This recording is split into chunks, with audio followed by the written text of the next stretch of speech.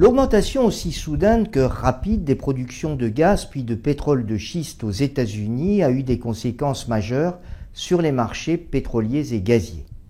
Cela s'est d'abord manifesté par un effondrement du prix du gaz américain. Entre 2009 et 2012, le Henry Hub est passé de 9 $ le million de BTU à moins de 3 $ le million de BTU. Puis, à partir de fin 2014, le pétrole a subi le même sort avec un cours du brut passant de plus de 100 $ par baril mi-2014 à moins de 30 $ par baril début 2016. Alors que les opérateurs de l'amont pétrolier, victimes de leur succès, subissaient de plein fouet ces baisses spectaculaires, elles profitaient au raffinage et à la pétrochimie et à la chimie, ainsi qu'aux secteurs industriels énergétivores comme la sidérurgie ou les industries cimentières et verrières. Ainsi, entre 2006 et 2013, l'industrie pétrochimique américaine a divisé par 2 ses coûts opératoires, alors que dans le même temps, l'Europe et la Chine les multipliaient par 2. Sur le plan de l'emploi, on estime qu'entre 2009 et 2017, la révolution des pétroles et gaz de schiste a créé aux États-Unis 2 millions d'emplois nets, dont les 3/4 dans l'industrie manufacturière. La baisse des prix a aussi poussé les États-Unis à déplacer leur génération électrique vers le gaz, devenu davantage compétitif que le charbon. Ainsi, en moins de 10 ans, la part de la génération électrique charbonnière a baissé de 22%, alors que celle du gaz progressait de 16%. Grâce à cette remarquable stratégie s'appuyant sur le gaz, le pays de l'oncle Sam a réduit ses émissions de gaz à effet de serre de 14% depuis 2007. Elle a aussi permis aux États-Unis de mettre en œuvre 140 gigawatts d'énergie renouvelable.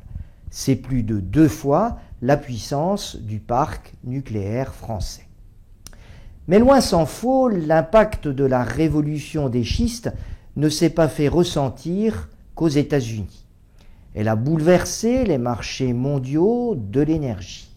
Ainsi, suite à la réduction de demande américaine, les cours mondiaux du charbon sont restés très bas entre 2009 et 2015. Durant la même période, le prix du gaz en Europe, qui, rappelons-le, est indexé sur les cours du pétrole, a flirté avec les sommets. Ceci a conduit certains pays européens, dont l'Allemagne, à réouvrir des centrales à charbon et à fermer des centrales à gaz. En rupture totale avec les 2 décennies précédentes, la part du charbon dans le mix électrique européen s'est remise à croître alors que celle du gaz s'est quant à elle réduite. La situation s'est heureusement à nouveau inversée à partir de mi-2015 quand le prix du gaz européen s'est de nouveau mis à décliner en suivant les cours du pétrole. Le second bouleversement concerne la modification profonde des flux pétroliers.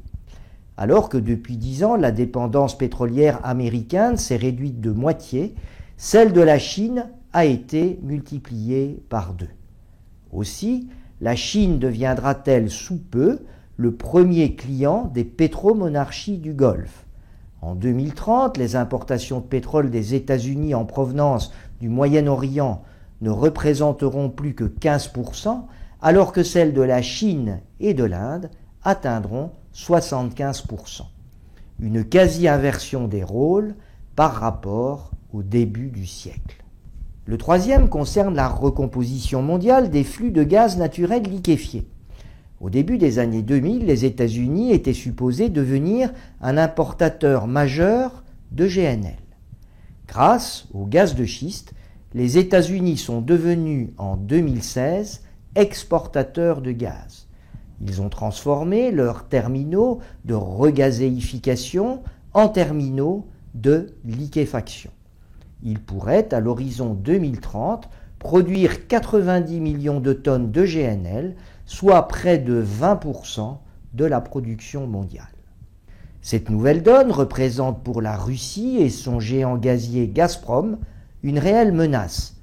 Toutefois, compte tenu du réseau de pipeline existant qui permet à la Russie de fournir à l'Europe du gaz à des prix extrêmement compétitifs, la guerre commerciale entre le LNG américain et le gaz russe devrait plutôt se passer du côté asiatique, d'autant que le canal de Panama est maintenant ouvert aux grands méthaniers. Vous trouverez les informations détaillées dans mon ouvrage « Gaz et pétrole de schiste en question » paru aux éditions Technip. Il est disponible à la fois en français et en anglais, en librairie et sur le net. Je vous donne rendez-vous dans 2 semaines pour un nouvel épisode. Il sera consacré à l'analyse des pays qui devraient prochainement se lancer eux aussi dans les gaz et les pétroles de schiste.